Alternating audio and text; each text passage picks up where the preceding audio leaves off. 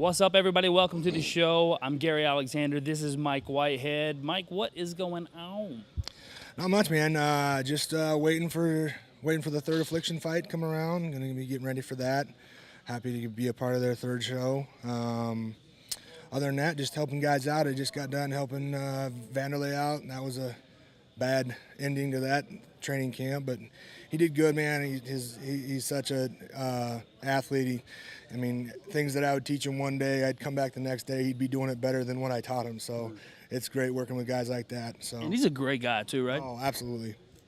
He's one of the best guys in the business, I think. I mean, whenever I first got to start to meet him and get to know him a little bit, he was really nice. I was like, oh, he's just a nice guy, whatever. But this guy, he's genuine. He's a real good dude. Oh yeah, absolutely. He's a good guy to work with, man. He definitely he gives that aura to the very intimidating at the start, but once you get to know him and you start joking around with him, you understand that he's just like everybody else. So. Yeah, he's a cool guy. Let's talk a little bit about that fight. I know you have a couple of opinions on the night in general. I was at the fight. Tell me a little bit about what you thought of the fight and the end of the fight.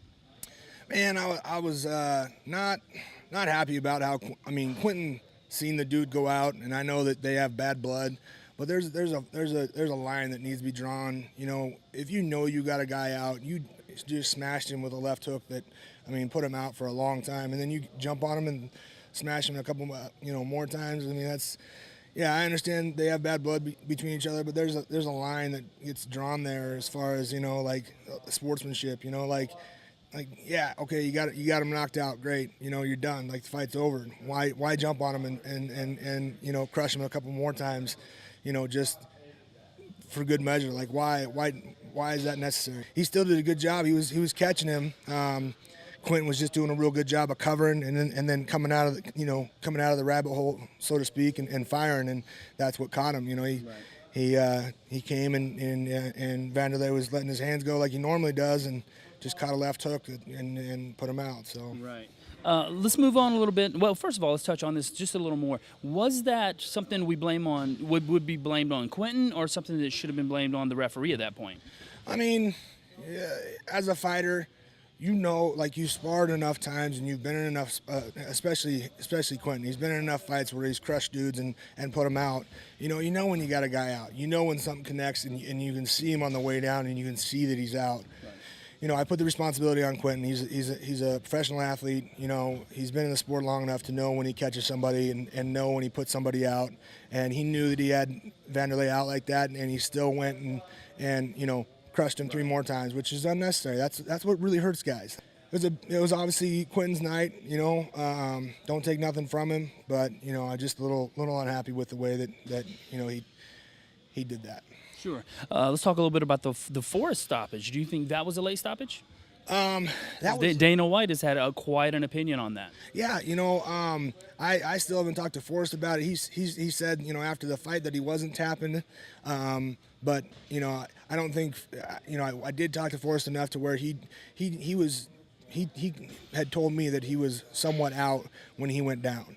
And I could tell by the type of guard that he was playing that he wasn't himself. Because trying to hold Forrest down is like trying to hold a wet eel down. If he wants to be back up on his feet, he's gonna get up. Obviously hat goes off to Rashad that night. That night was his night, and I do want to clear something up. As of that night, there was an interview I did, I think, on Raw Vegas, that everybody says that I'm bitter and that I dislike Rashad. I want to clear up the fact that it's not that I dislike Rashad. I respect Rashad as an athlete. I just don't like the way he carries himself and all the shenanigans he pulls in the ring. The taunting and just not even the taunting. It's unnecessary stuff like kissing his glove and then touching his dick. I just don't understand why that's necessary. It's like. I was on the show with Rashad, and that he says that's him having fun. Have fun after the fight. Don't do that stuff to where little kids watching our sport thinks that's cool and that's right. As he is the champion, he should carry himself, under a different light. Sure. He's the head of a sport that is still very much trying to gain some momentum and respect. And there's still people out there that think that we're a bunch of, like, hooligans and stuff. And so for him to carry himself like that, that's just proving those people right. It's like, if somebody was to flip through the channel and be flipping through the channel right whenever he was doing that, that would just reassure them of, yeah, that's a bunch of meatheads just going in there and punching each other until, but. I wonder if UFC, when that fight finally airs on Spike, I wonder if that little section will be cut out. That's interesting to me. What do you think? I don't think so. I hope that they do, but I don't think so. I mean, the UFC's got to understand that too, and understand that's bad TV and that's a bad rap for the sport. For him to do that kind of stuff. But once again, I'm gonna reiterate, I don't have anything personal against Rashad. I don't still dislike him. I shook his hand the day of the fight, the day before the fight. Told him good luck. Even though he was fighting my training partner. Like I said, I don't have anything personal against him. It's just the way that he carries himself. Now, let's talk a little bit about some of the people. What I like to do on my show a lot, and you guys know this, there's a lot of companies that get behind fighters, that take care of fighters, and allow you guys to really just concentrate on training and on being professional fighters. You don't have to go out and work for, UPS and then come and try to train and try to fight. Tell me a little bit about some of the companies that are taking care of you and allowing you to do that. Okay. First off, obviously Affliction, I'm fighting for those guys right now. But one company that I do want to say a special thanks to is Billionaire Mafia, Lana Fuchs and the whole Fuchs family. I appreciate you guys. They've really done a real good job of taking care of me. This is their attire. They got some good stuff. Nice. Yeah, they got some good stuff. Really cool stuff. Check out their website, billionairemafia.com. I definitely want to throw my website in there. I've yet to do that. My website's been up for a while, and I still haven't thrown it up. But it's MMAironmike.com. Shocker Nutrition, Fairtex. Fairtex has been taking care of me for a long time. I appreciate those guys. Shocker Nutrition, those guys have been taking care of me.